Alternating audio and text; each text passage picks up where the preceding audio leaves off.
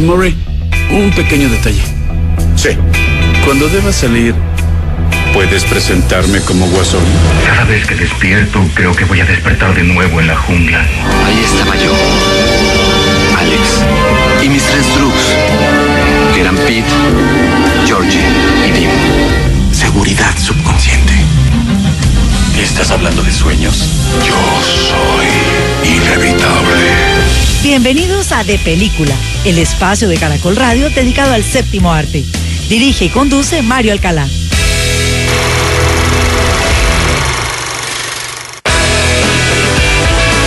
En De Película, el estreno. ¿Sabes qué es un arlequín? El arlequín está para servir. Sin su amo no es nada. Y a nadie le importa quiénes somos, más allá de eso. Y aquí en De Película de Caracol Radio llegamos a uno de los grandes estrenos de la semana, y cuando hicimos nuestro par de especiales acerca de los 40 largometrajes más esperados para este 2020, por supuesto estábamos hablando de esta mezcla de acción, aventura y crimen. De 2020, su título original es Birds of Prey and the Fantabulous Emancipation of One Harley Quinn, y ustedes la tienen ya en las salas de cine como Aves de Presa y la fantabulosa emancipación de una Harley Quinn. Esta es la realidad, Quinn. ¡Me necesitas!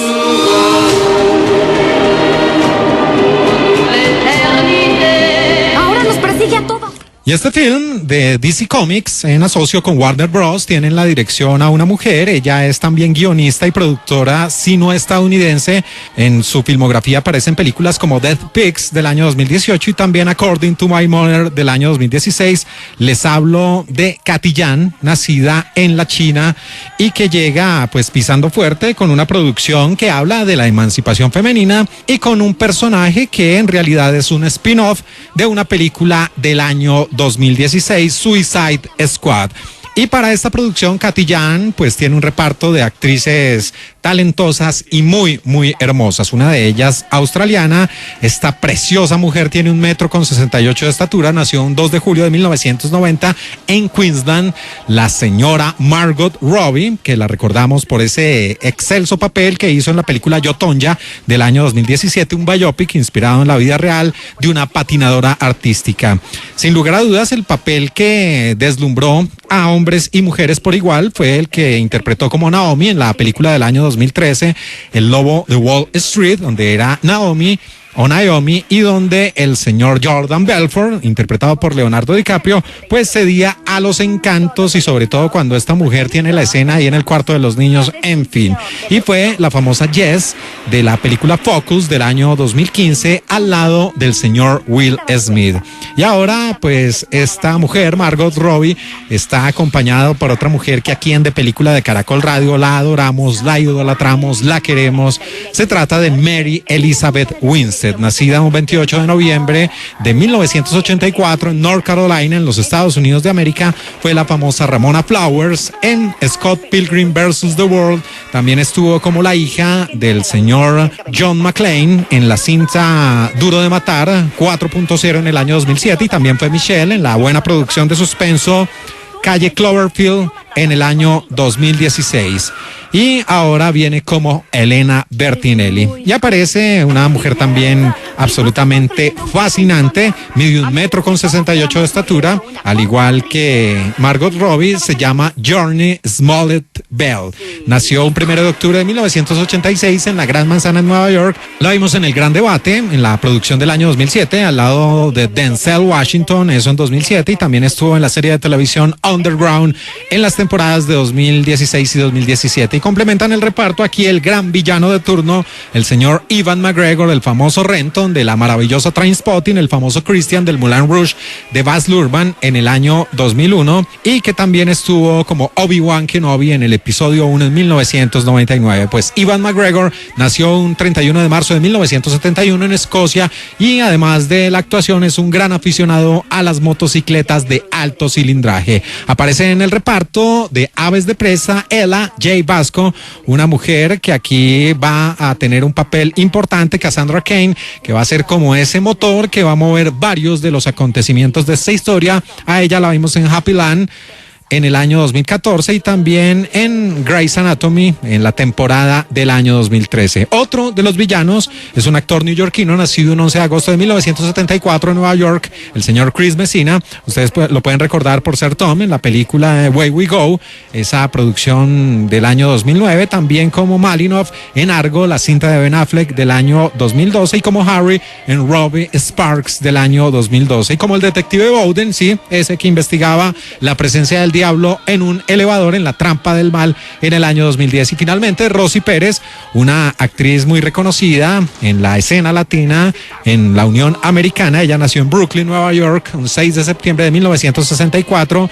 Estuvo en Los hombres blancos no saben saltar, esa muy buena película noventera con Woody Harrelson y con Wesley Snipes acerca del mundo del baloncesto, eso en 1992. Y también estuvo en Fearless, o Sin miedo a la vida, la película de 1993, donde era Carla. Como una pijamada. Deberíamos ordenar pizza. Preparar Cosmos. Harley, concéntrate, Hookie.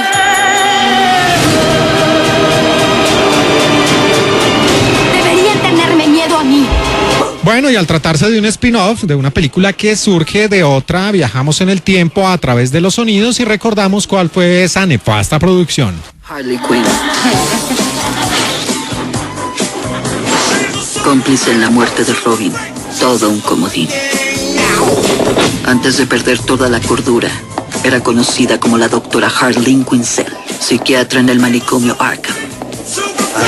Le asignaron al mismísimo Guasón.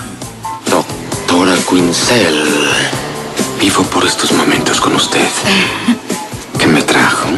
Le traje un gatito. Qué considerada. Creyó que lo estaba curando, pero se estaba enamorando. Usted puede hacer algo por mí, doctora. Lo que sea, bueno, sí. Una ametralladora, doctora.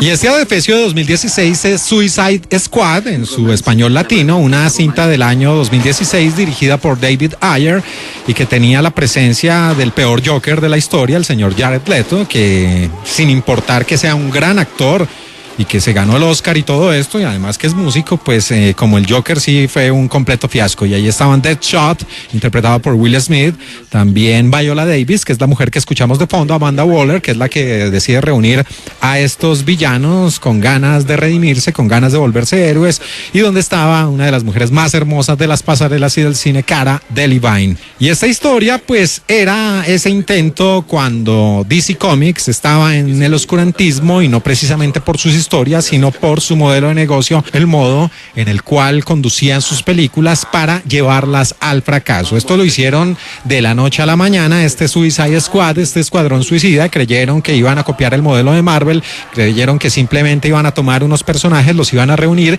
y de manera atropellada y poco óptima, poco acertada, pues fueron presentando uno a uno a estos personajes. En los primeros 20 minutos de la historia ya el público tenía que saberse de memoria quién era cada uno, y en estos personajes aparecía Harley Quinn. Lo único bueno que dejó la película es que la señora Margot Robbie se afianzó en su personaje, y desde el mismo instante en que esta película salió a las salas de cine se hablaba de una película en solitario de Harley Quinn o de Harleen Quinzel, como escuchábamos ahí. Pese a esto, esta producción de $175 millones tuvo un ingreso importante en taquilla, fueron $746 millones alrededor del mundo, e insisto, lo único rescatable es que nos dejó listo el personaje de Harley Quinn para estas aves de presa. ¡No a ti! ¡No al señor G! ¡Porque soy la maldita Harley Quinn! ¿Se están divirtiendo? Prepárense, chicas. Bueno, y por supuesto, cuando se habla de superhéroes, vienen los puristas, vienen las personas expertas en ese maravilloso mundo de las historietas, de las novelas gráficas, y cuando se les nombra a las Birds of Prey o a las aves de presa, lo primero que hacen memoria es decir que los verdaderos miembros fueron Oráculo, Canario Negro, Black Canary, que sí aparece en esta entrega, Starling, Katana, que la vimos también en Suicide Squad, con esa arma letal con la que cortaba cualquier parte del cuerpo. Estaba Batgirl y por supuesto la Hiedra Venenosa o Poison Ivy. Y como ex miembros de las famosas aves de presa aparecían Big Bertha, Black Alice, Lady Shiva, Gypsy, Hawk Girl, Judo Master, Power Girl, Manhunter, Misfit, Vixen, Huntress, que aquí también aparece Elena Bertinelli o Huntress, el rol interpretado por Mary Elizabeth Winstead, Lady Blackhawk, Halcón y Paloma.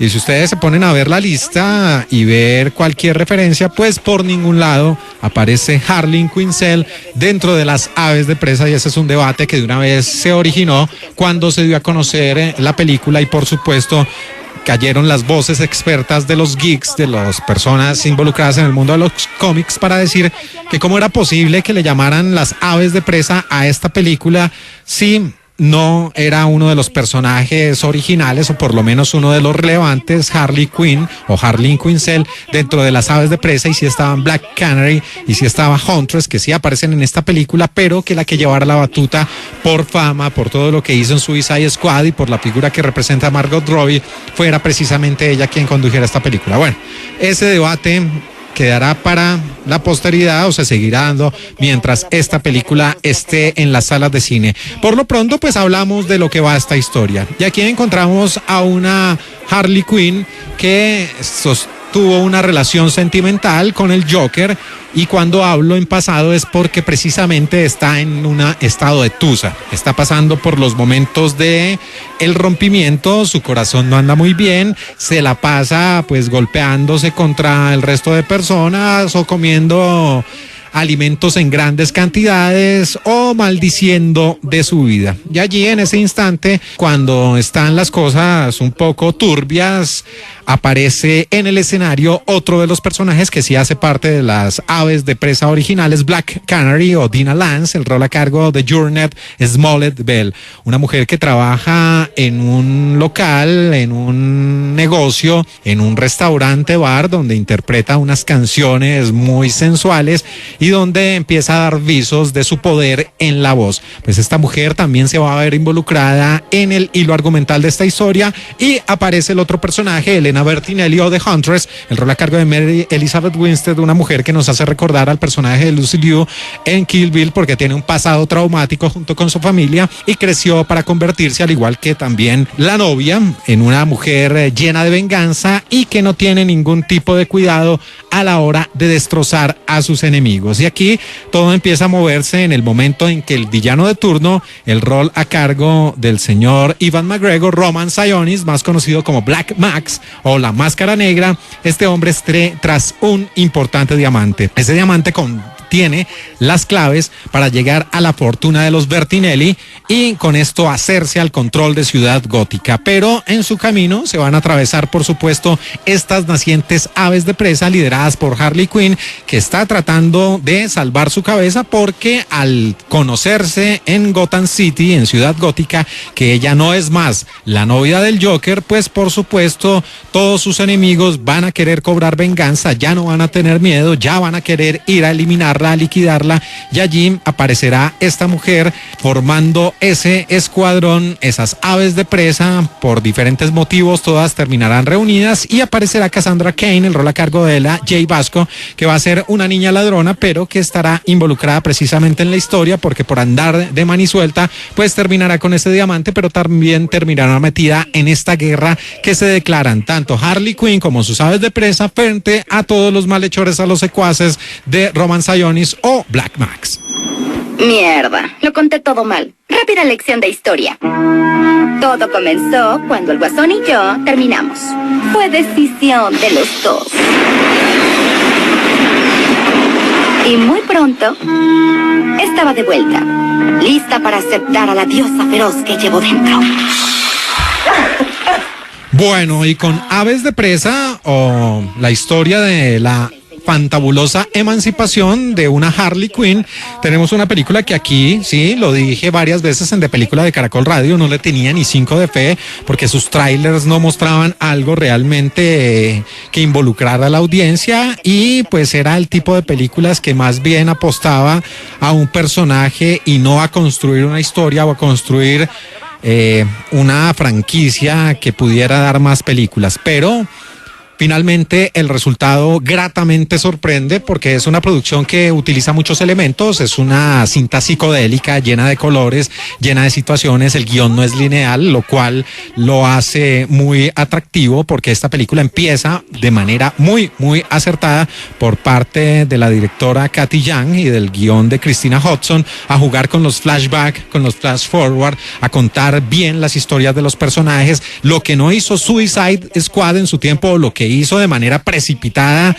e incorrecta, lo hace bien las Aves de Presa, porque presentan bien a los personajes, a Black Max, a Black Canary, a Elena Bertinelli de Huntress y a la agente de policía interpretada por Rosy Pérez, a René Montoya. Cada presentación del personaje se hace de la manera óptima, se le da el tiempo necesario, se le da a conocer bien al público cuáles son las motivaciones y estas son reafirmadas a medida que avanza el metraje. Además de esto, pues es una película que sí tiene sus momentos muy divertidos, sus secuencias de acción muy bien logradas, especialmente la que se presenta casi al final de la película en un parque de diversiones muy al estilo del personaje de Harley Quinn. Y también aquí en De Película habíamos criticado hasta cierto punto ese modelo forzado y coyuntural de llevar las historias al extremo del empoderamiento femenino sin razón de ser. Esta película se sale de ese molde y sí logra encauzar bien el empoderamiento femenino. Aquí las mujeres son las grandes protagonistas, demuestran que son mujeres de armas tomar, demuestran que pueden llegar a ser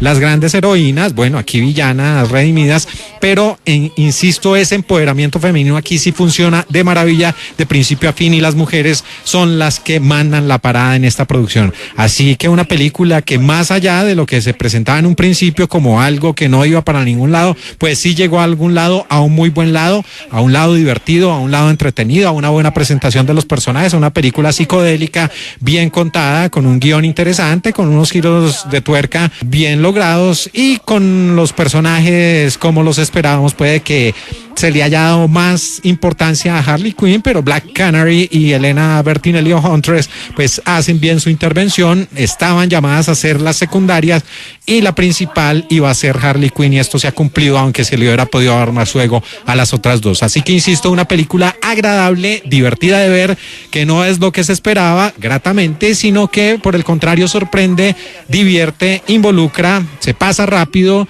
su hora y 49 minutos de duración no se sienten porque la película es vertiginosa y sobre todo lo colorida y el tono es importantísimo, el tono que se le dio de ser una broma, de ser comedia negra, de tener humor negro, pues lo ha conseguido. Así que uno de los grandes estrenos de la semana y que demuestra que DC Comics parece haber dejado atrás esos momentos de oscurantismo donde sus películas eran condenadas por la crítica y fracasaban en taquilla, pues eso no va a pasar, por lo menos hasta ahora, con Birds of Prey and the Fantabulous Emancipation of One Harley Quinn.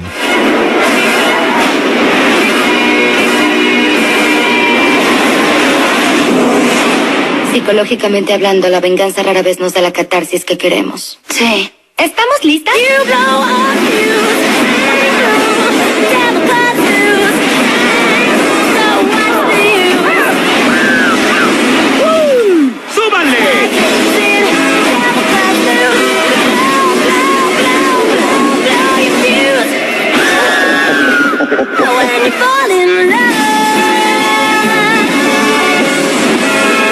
¿Qué mierda es una llena en un latino? Lo llamé Bruce por el guapo de Wayne. En De Película, el estreno. Hey, I'm looking for Fred Rogers. In here. It's a beautiful day in this neighborhood, a beautiful day for a neighbor. Would you be mine? Could you be mine? Please won't you be? Y aquí en De Película de Caracol Radio, la sala de cine que abre más temprano en Colombia, seguimos hablando de los estrenos de este fin de semana. Y estos sonidos que nos acompañan de fondo pertenecen al tráiler en su idioma original de una emotiva y entrañable película dramática inspirada en un personaje de la vida real.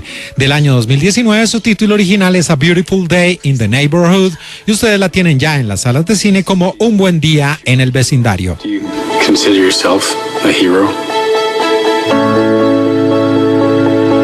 We are trying to give the world positive ways of dealing with their feelings. Un Buen Día en el Vecindario tiene la dirección a una californiana. Ella nació en Marin County un 1 de octubre de 1979. Se trata de la actriz y también guionista Mariel Heller, que en el pasado pues estuvo en la película A Walk Among the Tombstone, una vibrante producción con el señor Liam Neeson, y como directora pues recibió gran reconocimiento, primero con El diario de un adolescente en el año 2015 y por una película por la cual Melissa McCarthy fue nominada al premio Oscar de la Academia, Can You Ever Forgive Me, una producción que mostraba una historia también de la vida real sobre una mujer que ganó la fama engañando o estafando a las personas con cartas falsas.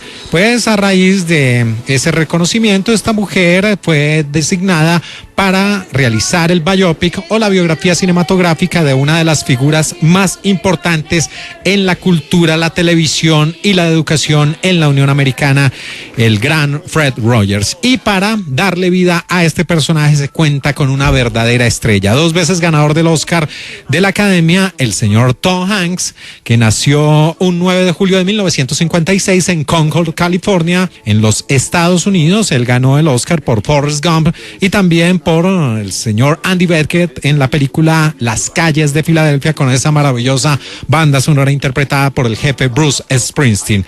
Y más allá de sus papeles en Big, como Josh en Quisiera ser grande del 88, como el Capitán Miller en Salvando al soldado Ryan de 1998 y en Náufrago o Cats Away, la película del año 2000, pues una particularidad y que nos inspira en nuestro top 5 de la semana más adelante aquí en De Película de Caracol Radio es que el señor Tom Hanks lleva ya 7 con esta interpretaciones de personajes inspirados en la vida real. Lo hace pues de todo tipo, pilotos de avión, capitán de barco, al mismo Walt Disney y ahora al padrino de los niños, a Fred Rogers. Y este reparto de Un Buen Día en el Vecindario lo complementa un gran actor, muy sobrio, además es productor y director, Matthew Rhys. Nació un 8 de noviembre de 1974 en Gales y ustedes lo pueden recordar por ser Phil Jennings en la serie de televisión The Americans en las temporadas de 2013 a 2018. También estuvo ya con Tom Hanks en The Post, Los Archivos del Pentágono, la película del año 2017 acerca de ese escándalo del Watergate y cómo intervenían The Washington Post y The New York Times. Y estuvo en El Límite del Amor como Dylan Thomas en el año 2008. Aparece un gran actor, ganador del premio Oscar de la Academia, el maestro Chris Cooper, nacido en Kansas City, en Missouri, un 9 de julio de 1951. Fue el famoso John LaRoche de la película Adaptation. También estuvo como el Coronel Fitz. Sí, ese personaje homofóbico, bien logrado en la película American Beauty o Belleza Americana de 1999, dirigida por el gran Sam Mendes, y en el reparto aparece Susan Kelly Watson, una mujer que estuvo en la cinta This Is Us en las temporadas de 2016 a 2020 y también la vimos en algunos capítulos de The Blacklist. Y finalmente complementa este reparto Tammy Blanchard, una actriz nacida un 14 de diciembre de 1976 en Nueva Jersey y que estuvo hace poco en la película The Invitation del año 2015, pues relativamente cerca, en La Invitación, esa perturbadora película que hablaba del horror psicológico, interpretando a Aiden. Hey, Mr. Rogers! It's a beautiful day in the neighborhood, a beautiful day for a neighbor. Please won't you be my neighbor? That was wonderful. Bueno, y por supuesto, para hablar de Un Buen Día en el Vecindario, también recurrimos a los sonidos, viajamos en el tiempo a través de estos audios para recordar la voz del personaje del cual se hace este biopic. I think I know who that is. Mr. Rogers? Hey, Jeff. I'm glad to see you. Hi. Thank you very much for coming by. I asked Jeff, this is my friend Jeff Erlinger. He's one of my neighbors here, and I asked him if he would come by today because I wanted you to meet him and I wanted you to see his electric wheelchair. We've been talking about, Pues ese que escuchamos es la voz original del personaje del cual se inspira este biopic, hablando con un niño que tenía una situación de discapacidad y que se acercaba a ese famoso vecindario, a ese set de televisión en su silla de ruedas, y con ese tono afable, entrañable y cariñoso de Fred Rogers, pues le pregunta acerca de el uso de esa silla de ruedas y de cómo funciona en ese tono amigable, insisto, del señor Frederick McFeely Rogers, nacido en La Trobe, Pensilvania, un 20 de marzo de 1928 y que murió en Pittsburgh, Pensilvania, un 27 de febrero de 2003 a los 74 años de edad. Educador, padrino de los niños, ministro presbiteriano, presentador de televisión con una naturalidad inigualable, compositor de varios temas, escritor de libros.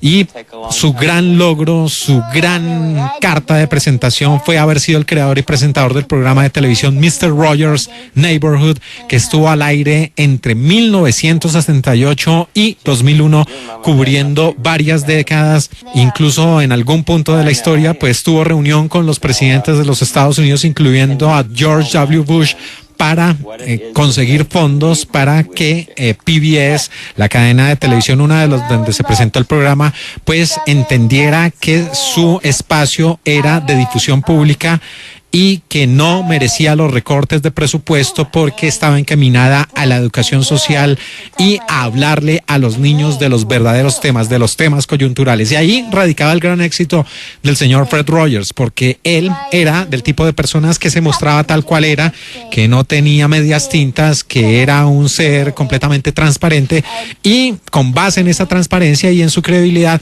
pues le hablaba a los niños de los temas coyunturales de la vida, de la guerra, del cáncer, del aborto, de la pobreza, de la situación política, y todo lo hacía pues de una manera didáctica con base en otros personajes. Por eso estuvo tanto tiempo al aire, por eso fue reconocido en diferentes institutos y en la calle, pues era una verdadera celebridad, aunque él en varias entrevistas y en varios espacios dijo que él era el más normal de los mortales y que no merecía tanto reconocimiento. We're doing an issue on inspirational people. Who? Mr. Rogers, the beloved children's television host. Hello, neighbor.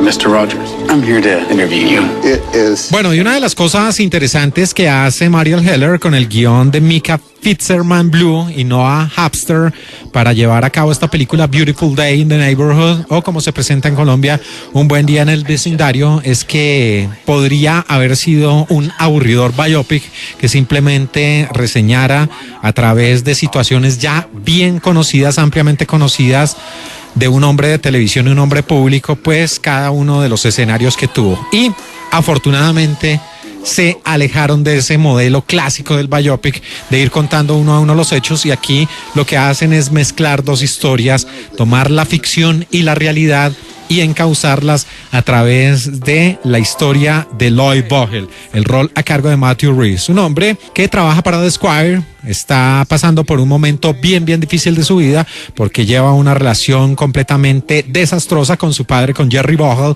el rol a cargo de Chris Cooper, y pues también está sosteniendo algún tipo de discusión con su compañera sentimental, con el rol a cargo de Susan Kelechi Watson. Y por eso pues este hombre, cuando es encomendado por parte de su jefe para que vaya y entreviste al señor Fred Rogers, le haga una retrospectiva a su vida y le haga una entrevista extensa que demuestre o que le muestre a los lectores y al pueblo estadounidense de qué está hecho el señor Fred Rogers, pues al principio Lloyd Vogel dice que es una tarea para otro tipo de persona, que lo de él es la investigación, que lo de él es buscar escándalos y que no es ir tras una celebridad simplemente para conocer la visión de las cosas a través de una entrevista. Pero ahí radica el gran éxito de esta película, porque pues este hombre se convierte en esa llave que nos adentra al maravilloso mundo de Fred Rogers, porque una vez se conozcan Fred Rogers y Lloyd Vogel, Fred Rogers interpretado por Tom Hanks,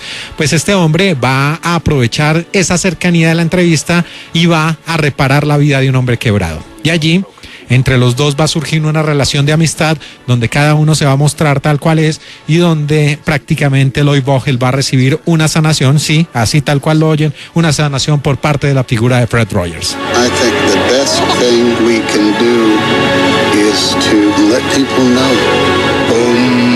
that each one of them is precious. Insisto, señoras y señores, uno de los grandes valores que tiene esta película y que le agradecemos a los guionistas y a la directora Mariel Heller es que se salieron del molde clásico de la biografía cinematográfica y aquí sí utilizan muchas de las situaciones, cómo era el set de televisión, cómo era la vestimenta, cómo cantaba el señor Fred Rogers al inicio de su show y cómo trataba a las personas que lo rodeaban.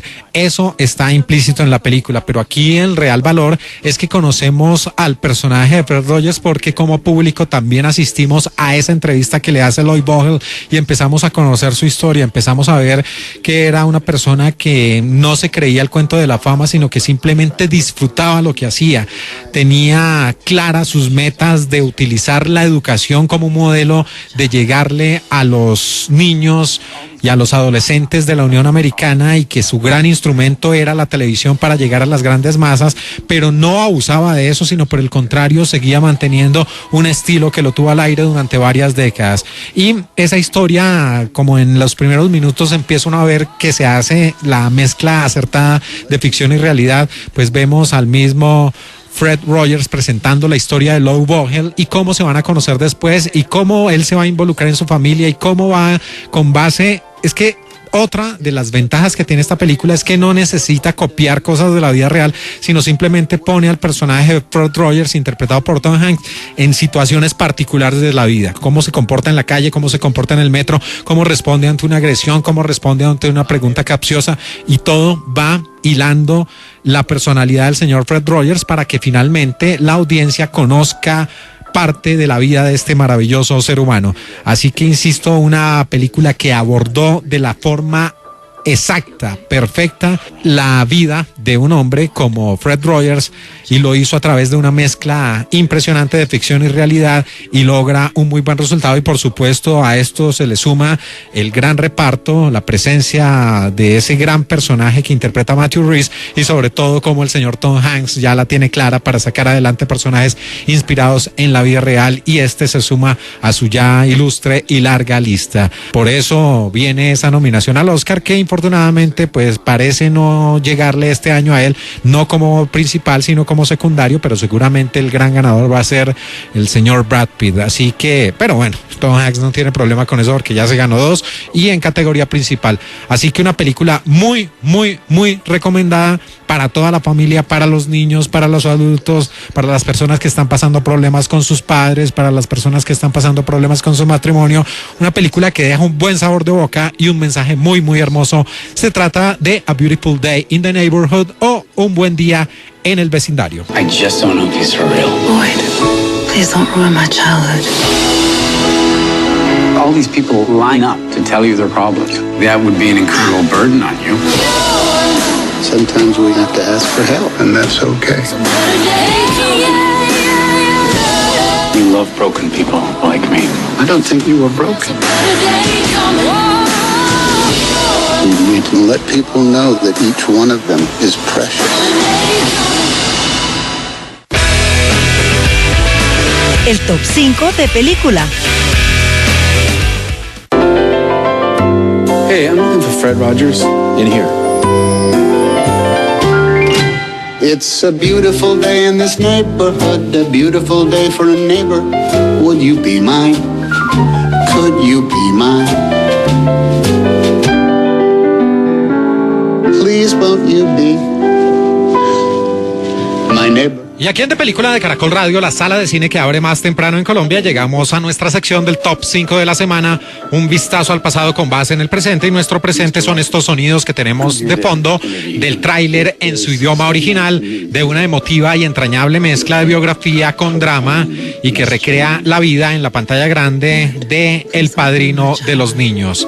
Un hombre que fue educador, ministro presbiteriano, compositor, autor y por supuesto el hombre, el alma, el nervio detrás de uno de los shows de televisión más famosos en toda la historia de la Unión Americana, que estuvo varias décadas al aire, Mr. Rogers' Neighborhood, que él había nacido un 20 de marzo de 1928 en Pensilvania, en los Estados Unidos, y falleció un 27 de febrero de 2003 en Pittsburgh, Pensilvania, después de conquistar los corazones de niños y grandes en los Estados Unidos de América, y un hombre que pasó a la posteridad porque a través de su programa de televisión muy educativo trataba temas difíciles, coyunturales para los pequeños. Les podía hablar al mismo tiempo de cómo se crean los periódicos, las revistas, pero de la misma forma les hablaba de la guerra, de la muerte, de las discapacidades, de cómo tenían que aceptarse como seres humanos y tratar de ser felices en un mundo que infortunadamente no se los permitía.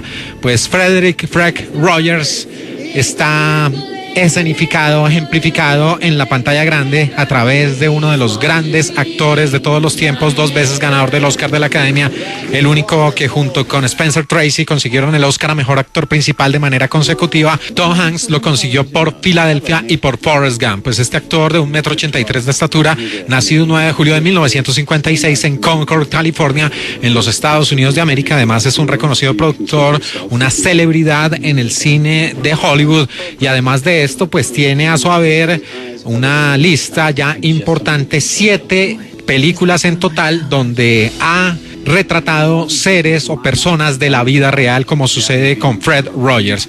Y por supuesto, como es Top 5 y aquí no tenemos como ciertos canales o como ciertos conteos que menciones honoríficas, y no, aquí es el Top 5, 5 posiciones y ya, ahí está. Entonces vamos a recordar a través de los sonidos y de los datos los papeles que ha encarnado Tom Hanks inspirados en seres de la vida real. Vamos con nuestro lugar número 5. Fred Rogers, in here.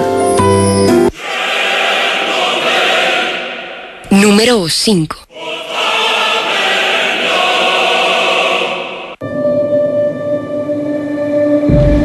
So, can I ask you a hypothetical question? Oh, dear, I don't like hypothetical questions. Well, I don't think you're going to like the real one either.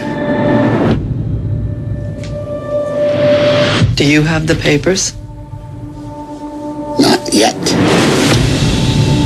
This is a devastating security breach that was leaked. Y estos sonidos pertenecen a un largometraje de hace 3 años, de 2017 y de 116 minutos de duración, la película de Steven Spielberg, The Post, que se presentó en algunos países como Los Archivos del Pentágono, una película que tenía en el guión a Liz Hannah y a Josh Singer, y como protagonistas aparecían Bruce Winwood, Matthew Rhys, Meryl Streep, la hermosa Sarah Paulson y el gran Tom Hanks. Y esta cinta de Amblin Entertainment, que se escenificaba en junio de 1971, muestra como The New York Times y The Washington Post tomaron una valiente posición en favor de la libertad de expresión, y pese a que estaban siendo perseguidos por el gobierno, por el Pentágono, por todas las autoridades, tratando de encubrir algo que era un secreto a voces por parte del gobierno, pues estos personajes encabezados por el señor Ben Bradlee, el rol a cargo de Tom Hanks, intentaban relanzar un periódico local que estaba en decadencia a través de la publicación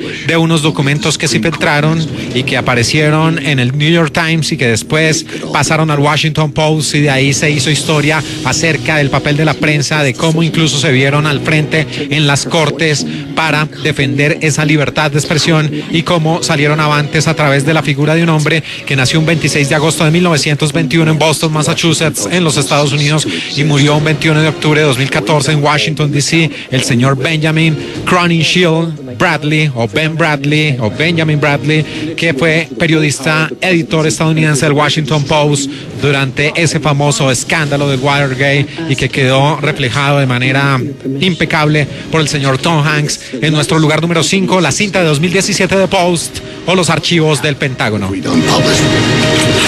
We will lose. The country will lose.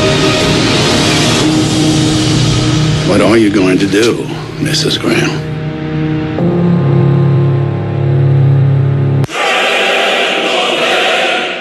Número 4.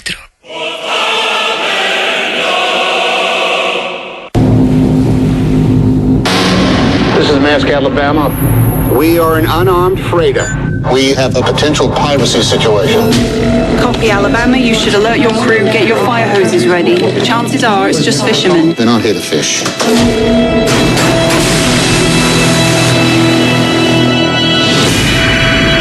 Listen up. We have been boarded by armed pirates. Stay hidden at all costs. No one any... La posición número 4 es para este film del año 2013 de 135 minutos de duración, dirigido por el maestro Paul Greengrass, el mismo hombre de La Ciudad de las Tormentas, con el guión de Billy Ray, inspirado en el libro de Richard Phillips y Stephen Talty. Y esta cinta, Captain Phillips o el Capitán Phillips, tenía en el reparto a Farhad Adib, también a Corey Johnson y por supuesto al señor Tom Hanks. Y este largometraje de Columbia Pictures con Michael de Loca Productions mostraba ese drama lleno de suspenso, de aventuras marinas y por supuesto inspirado en hechos reales, cuando en el año 2009 en aguas internacionales, en un sector muy cercano a la costa de Somalia que se conoce geográficamente como el Cuerno de África, a 145 millas del famoso país de Somalia, donde también pues se escenificó la película Black Hawk Down, en las calles de Mogadishu, pues aquí aparecía ese buque que escuchábamos en su tráiler original, Marks, Alabama, que está al mando del capitán de la Marina Mercante estadounidense, Richard Phillips, interpretado por Tom Hanks, que fue abordado y retenido por piratas somalíes, siendo el primer barco norteamericano secuestrado en un lapso de nada menos y nada más que 200 años. 6 nominaciones al premio Oscar de la Academia, incluyendo Mejor Película y Mejor Guión Adaptado para la historia de Richard Phillips, un marino mercante estadounidense que como capitán de ese Marks, Alabama, pues sufrió ese secuestro. Este hombre nació el 16 de mayo de 1955, tiene 64 años de edad, se dio los derechos para su película, pero por supuesto no estuvo exento de críticas, de polémica, de controversia, porque dicen que este hombre para nada, pero para nada se parece al rol que fue interpretado por Tom Hanks y que por el contrario fue uno de los grandes culpables para que se produjera ese secuestro. Se le dijo varias veces, sus amigos, sus cercanos, las autoridades, que no navegaran esas aguas porque de lo contrario iba a ser secuestrado, pero la terquedad de este hombre hizo que este barco fuera, pues, insisto, tomado por piratas somalíes, y el cine, como tergiversa las cosas, y aquí viene esa libertad del autor, en este caso de Paul Greengrass, pues le rindió un homenaje que para muchos fue exagerado y poco apegado a la realidad. Nuestro lugar número 4, 2013, Captain Phillips.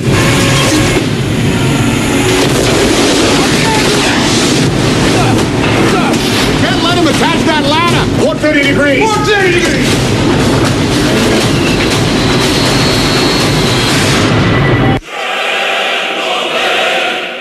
Número 3. Cactus 1549, runway 4, clear for takeoff. Sully. Sully, get off. Sully. Sully. Sully, where are you?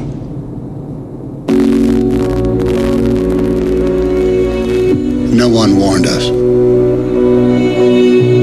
No one said you were going to lose both engines at a lower altitude than any jet in history.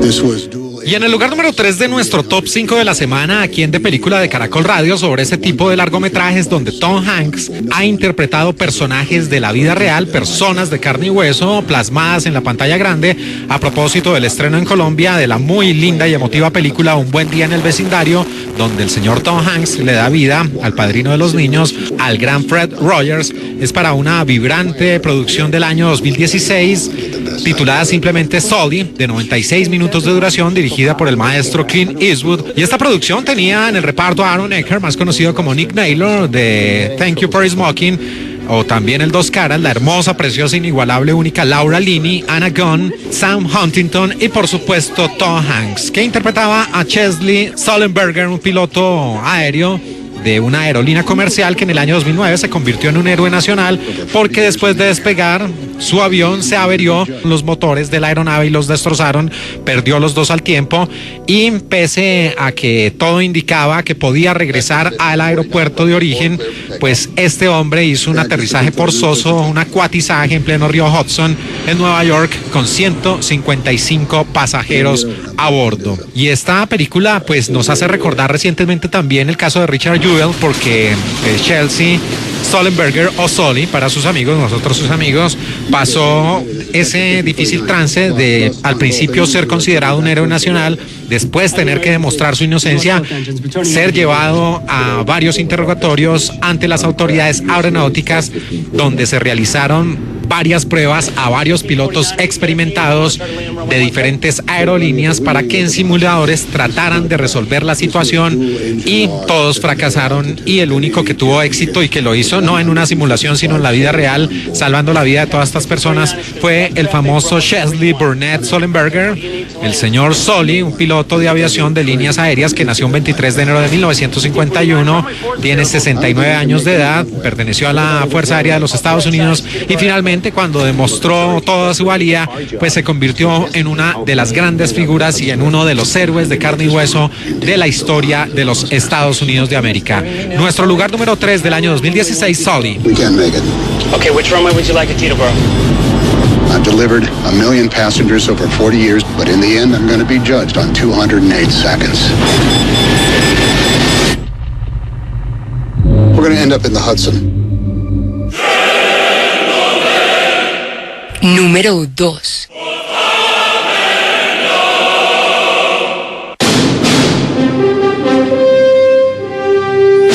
Apollo 13 flight controllers, give me a go, no go for launch. You know that Easter vacation trip we had planned for Acapulco? Procedures. Go. Control. Go flight. There might be a slight change in destination. Really? Maybe say the moon.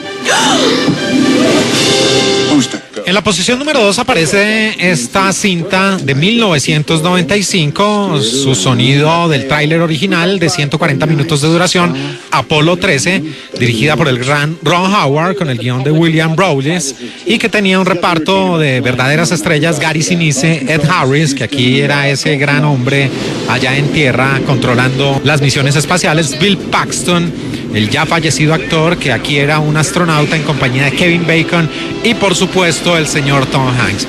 Y esta producción de Imagine Entertainment, que mezclaba drama, aventuras y por supuesto el espacio en los años 70, muestra cómo en ese abril de ese comienzo de década, cuando está a punto de llegar a su destino, el famoso Apolo 13 sufre una explosión en el espacio que le hace perder oxígeno, pone en riesgo la vida de todos sus tripulantes, se cambia el rumbo de la aeronave y esto hace que empiecen a agotarse los segundos porque con la pérdida de oxígeno pues las posibilidades de salir airosos de esta situación son cada vez más mínimas. Y por supuesto esta película contiene la famosa frase que fue pronunciada por James A. Lowell: Houston, tenemos un problema, porque ese problema era precisamente la pérdida de oxígeno en ese Apolo 13. Y aquí el personaje interpretado por Tom Hanks fue nada menos y nada más que James Arthur Lowell Jr., conocido como Jim Lowell, un ex astronauta estadounidense de la NASA, capitán retirado, que nació un 25 de marzo de 1928 en Cleveland, Ohio, y que tiene 91 años de edad.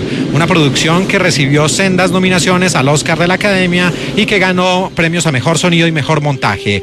De 1995, Apolo 13. Well, between Jack's back taxes and the Fred Hayes show, I'd say that was a pretty successful broadcast. That's an excellent show, Oscar. Thank you very much, Houston.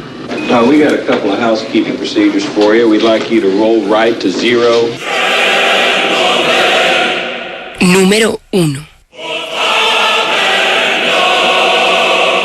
Congressman. No. You get to call me Charlie. Can we get you a drink? It's 10 o'clock in the morning. Fair enough, I guess. I'm just wondering what you do for a living. I'm Charlie Wilson.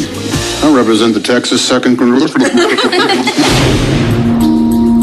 I'm standing on the border between Pakistan and Afghanistan. Afghans are now ready to fight a war against the Soviets. If they get weapons, Y en el lugar número 1 de nuestro top 5 de la semana aquí en De Película de Caracol Radio, sobre ese tipo de largometrajes donde Tom Hanks ha interpretado a personajes de la vida real, a seres de carne y hueso, como el caso de la película Un buen día en el vecindario, donde le da vida al padrino de los niños, al educador Fred Rogers. Es para una maravillosa producción del año 2007, muy recomendada si no la han visto, del gran Mike Nichols. Se trata de Charlie Wilson's War, o La Guerra de Charlie Wilson, un film del año 2007 de 97 minutos de duración, hecho en los Estados Unidos de América y que hace parte de ese puñado de cintas que meten el dedo en la llaga, al igual que Ford versus Ferrari, al igual que La Ciudad de las Tormentas, al igual que Los 13 días, al igual que Fair Game. Pues esta película analizaba y sacaba sus propias conclusiones de la política exterior de los Estados Unidos de América. En el reparto aparecían Philip Seymour Hoffman, Ned Beatty, Julia Roberts, que sería fascinante, Tom Hanks, por supuesto, y la bellísima, preciosa, hermosa Emily Blunt, que tiene una escena donde muestra todos sus atributos que puede uno quedar fácilmente sin respiración de ver las bondades de Emily Blunt. También estaba, por supuesto, Amy Adams, en fin. Universal Pictures llevó esta historia que estaba recreada a principios de los años 80, cuando aparecía este personaje, un congresista americano que no era muy conocido por sus labores, sino por el contrario, pues era aficionado a la diversión, a las mujeres, al trago, a los vicios, a los jacuzzis, y allí tiene contacto con una mujer de la sociedad, de la alta sociedad en Houston, defensora de las buenas causas, y esta mujer a su vez pues está relacionada con un agente de la CIA apasionado por esos retos que cambian el panorama global. Y allí Joan Herring, el rol a cargo de Julia Roberts, una de las mujeres más ricas de Texas, pues convence a este congresista Charlie Wilson, a Tom Hanks, para que la ayude a dotar de armas a los afganos, a los mujahidines, consiguiendo que estos se enfrenten en igualdad de condiciones, o por lo menos a través de las armas, equiparen fuerzas frente a los invasores soviéticos en esa famosa incursión por parte de esa nación jamás conquistada. Y por supuesto ahí se alborotaron una serie de situaciones, se conocieron una serie de escándalos y estaban involucradas las grandes agencias del gobierno, incluido la CIA, y sobre todo esta película tiene un final maravilloso cuando hace un autoexamen y cuando se critica que se invirtieron miles de millones de dólares para la guerra y para tratar de resolver la situación y dotar con escuelas y evitar que ese lugar del planeta se convirtiera en un foco de guerra. Con una pequeña inversión el gobierno de los Estados Unidos hubiera podido salvar la situación, y adivinen qué, pues ese dinero nunca llegó. Nominada a Mejor Actor de Reparto para Philip Seymour Hoffman, esta película tuvo en la edición de los años 2007 una presencia en los premios Oscar de la Academia y recreó la vida de un hombre que nació un 1 de junio de 1933 en Trinity, Texas, en los Estados Unidos, y falleció un 10 de febrero de 2010, también en el estado de la estrella solitaria. Charles Nesbitt Wilson, conocido como Charlie Wilson, el famoso oficial veterano de la Armada de los Estados Unidos de América y representante demócrata en el Congreso de los Estados Unidos por el distrito de Texas entre 1973 y 1977. Nuestro lugar número 1, la extraordinaria, excelsa, descoñante Charlie Wilson's War. It's a little matter of national security, and can't help but think. Excuse me, I'm sorry. Hold on. I'm sorry. I was told you didn't have a girlfriend. I don't. This isn't my girlfriend. It's the 6th wealthiest woman in Texas.